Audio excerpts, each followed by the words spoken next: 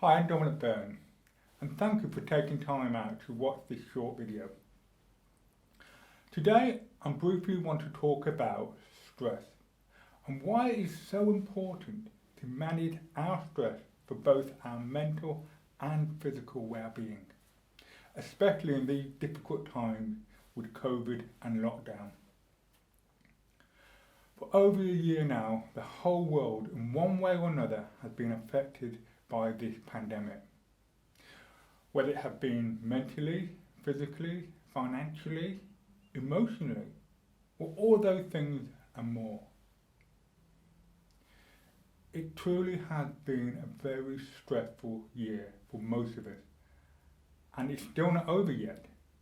Even when we are back to some sort of normality, there's still going to be a lot of people affected by it, such as long COVID illness, out of work, broken relationship, depression, the list goes on and on. All these things can cause a great deal of stress. One thing we know for sure is too much stress can lead to serious health problems, which in some cases can sadly lead to death. In 1967, psychiatrists Thomas Holmes and Rahe, I think I said that right, decided to do a stress study to see whether or not stress contributes to illness. They surveyed more than 5,000 medical patients and asked them to say whether they had had experiences or events of 43 different life situations in the previous 2 years. A list of these life events can be found in the description below.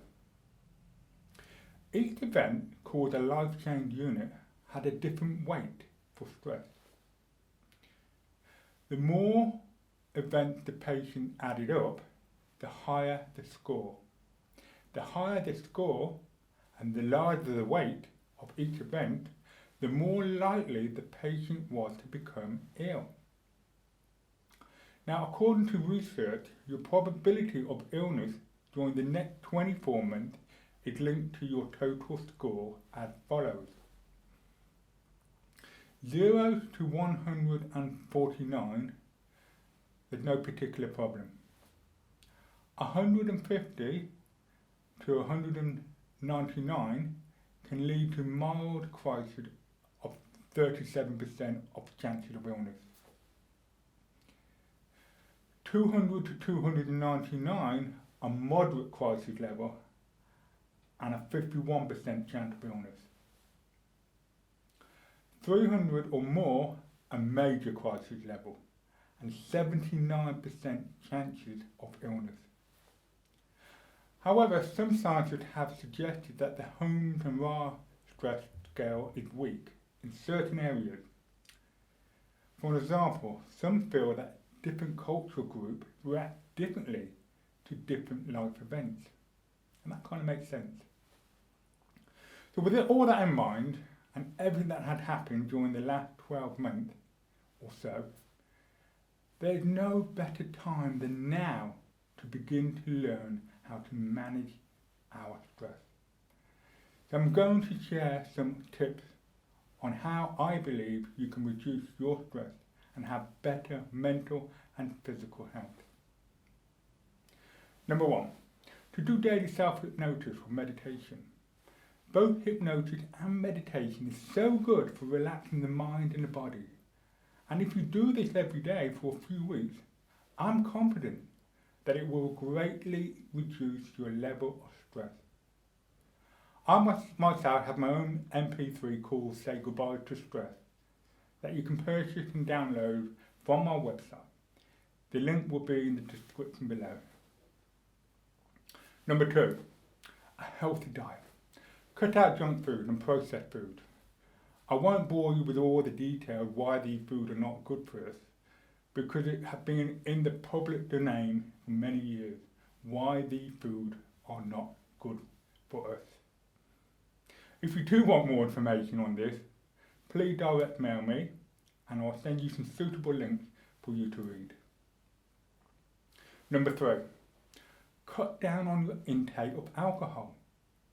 It is a well-known fact that too much alcohol is not good for our health, and in some cases can lead to anxiety and stress. The ideal and recommended amount of alcohol for both men and women is no more than 14 units a week on a regular basis. Number 4, exercise. Exercise is so important for both our mental and physical health, and as well as a great way to reduce stress.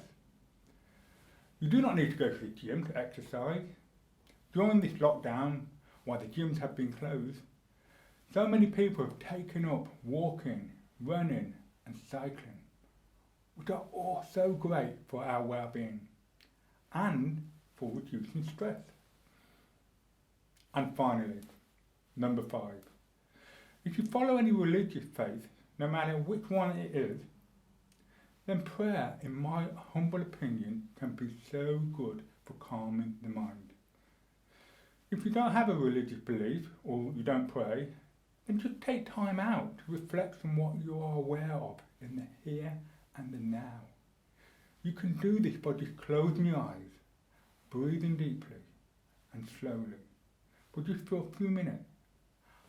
I believe that some research that was done back in the 1980s said that taking time out every 1.5 hours to do this for just a few minutes can have profound effects on your mental and physical well-being.